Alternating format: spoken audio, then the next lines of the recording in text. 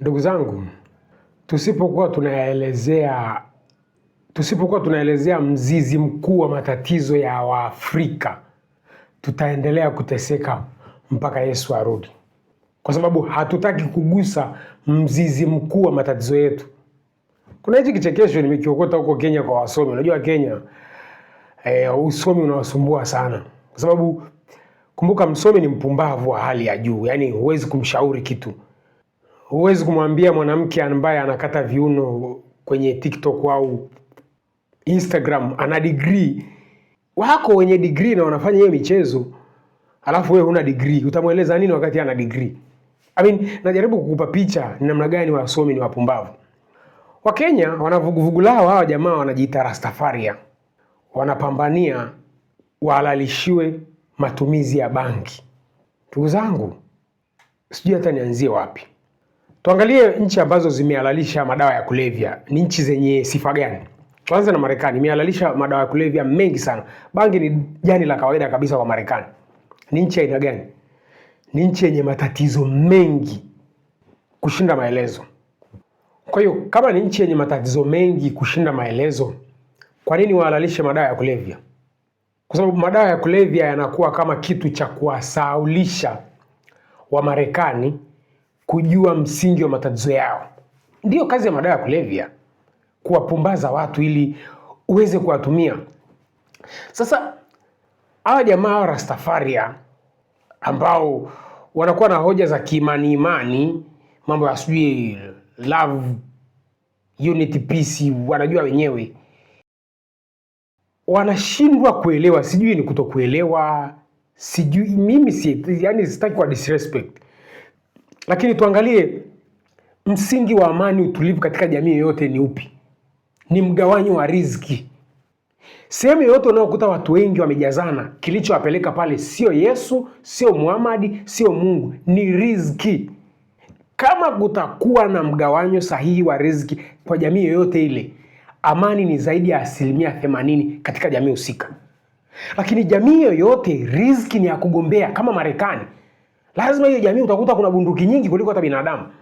So, hii hoja ya Wakenya wanapambania bangi badala ya kugombania kumilikishwa ardhi yao. Unajua riziki ya Waafrika, namaanisha rasilimali za Waafrika, madini, natural resources, everything in between, zinamilikiwa na wakoloni mpaka leo.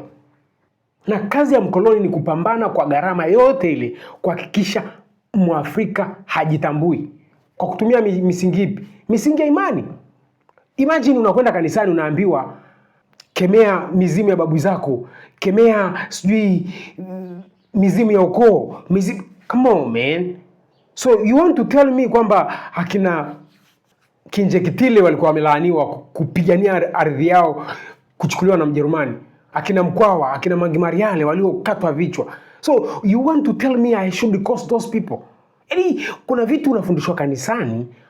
Yesu hana shida. Tatizo anayemuaddress Yesu ndio anayemchafua Yesu. Ndugu zangu, iko mekanizmu ya kutupumbazwa nimefundishwa. Basically, sikuwahi kuijua mpaka recently. Kwa sababu dunia sasa hivi iko katika disintegration. Dunia inapasuka pasuka. Na huu ndio muda wa sisi kujua ukweli. Watu wengine wako busy eti haki ya kutafuna bangi. Jamaa anasema hawezi kufanya ibada bila bangi. You are addicted. If you can do nothing without something, that something is controlling you. Msikilizo jamaa ndo anajiita practitioner sijui nani. My other question, is it possible to pray without using cannabis? Is it possible? In African... No. In African is not possible. Limit your answers to a yes or a no. No. Do you have any knowledge of the origin of Rastafarianism? It's not Rastafarianism, it's Rastafarian. It's Rastafarian. Yes. Do you have any origin? Yes. Where did it come from? It's come from Kikezi, Uganda, in western Uganda, where is Queen Nyabingi. She's a woman who was called Mohumusa. She descended in heavens with her whole body like Christ. You already said you can be part of the religion without using cannabis. For me, it's hard. I can't because my someone ancestors. Can join without. Yeah, because it's African, we don't discriminate. Because we pray for peace, love, and unity. So it can be practiced is without. one of a mantra, if you can. It can be practiced without. But is one of our official we cannot do without.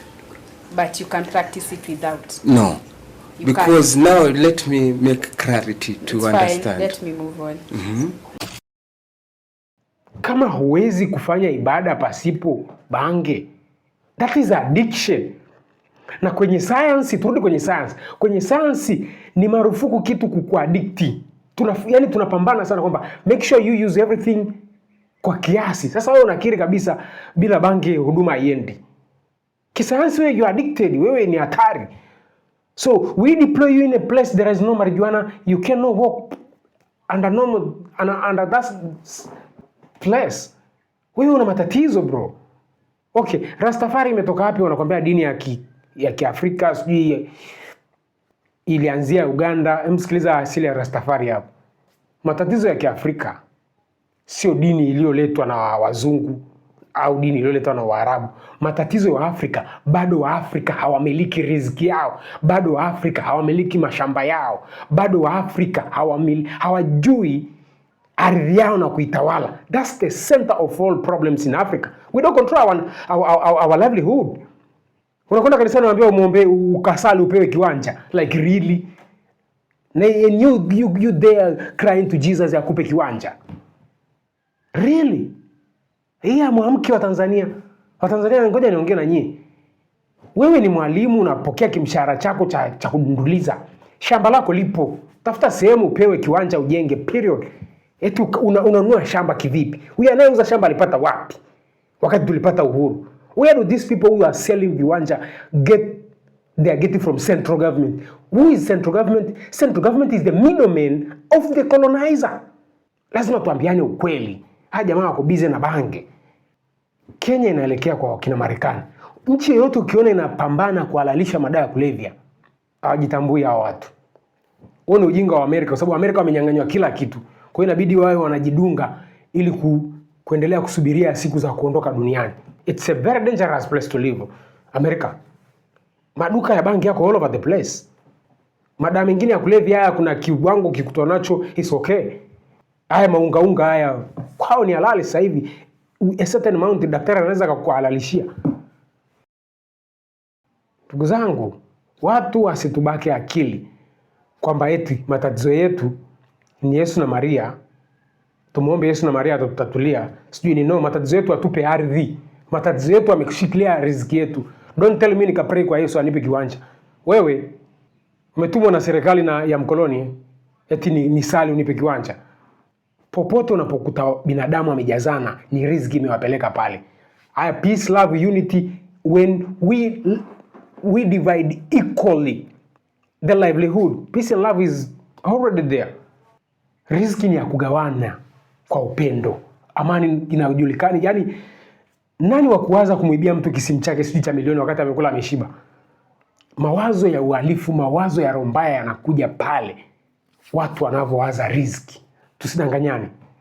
Hakuna cha Yesu na Maria, hakuna cha kusali, hakuna cha nini. Watu wakishiba hawawazagi uhalifu. Watu wakiwa na uhakika wa riziki. Angalia Dar es Salaam au Nairobi au Kampala. Ndio hospitali zimejaa, magereza yamejaa, mahakama zimejaa. Everywhere a lot of people. All big cities, African big cities, center of all chaos and problems and crimes. Kwa nini? Kwa sababu watu wamejazana pale kwa ajili ya riziki. Wa Tanzania tusije tukawaiga hao wasomi wasiojua cha kupigania. Hata anayelima bangi anafanya vile kwa sababu ndio njia ya kumpa utajiri wa haraka. Lakini kama alikuwa analima nyanya na soko la nyanya analiona lile pale, anaenda kuuza. Wewe unalima nyanya zako unafika Kariakoo, dalali anakupangia bei. We need to kill this mode of economy. We need hybrid economy. Tanzania nitawakumbusha matatizo yetu sisi tunajua formula kwamba ardhi sio yetu, mfumo wa kiuchumi umeandikwa na mkoloni aendelee kuimiliki Tanzania. Sije tukawa wasomi kama Wakenya. Sisi sio wasomi, sisi tumeelimika. Mswahili elimika.